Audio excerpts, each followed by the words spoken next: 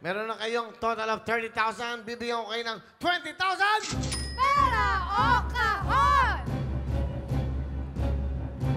Kahon. Nagtago ko pa na another 10,000!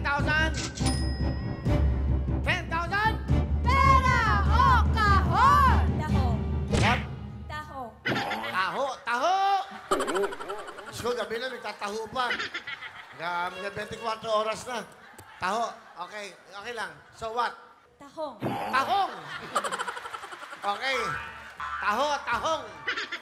It's okay, oh, tahong. Okay. Kahong. Kahon, okay. Very good. Not tahong, ha? Okay. You have 30,000 plus 30, 60,000 ang cash nyo. Pera o tahong, kahon.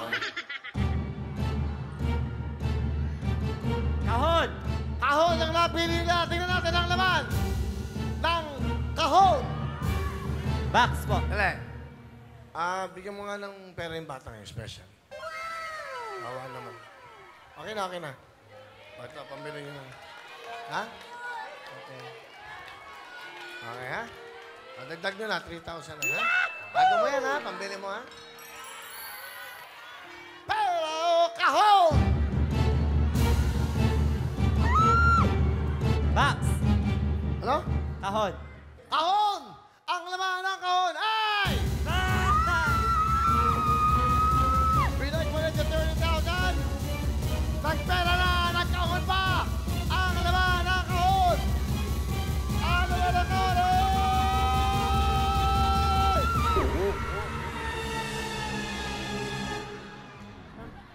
Itingnan mo pa, oh.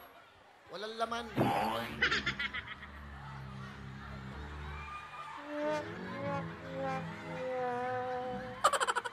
Sabi niya. Kahit ng bokya yan, meron naman kayong 30,000. Wow! Pero ito bang ating mga nilalaman?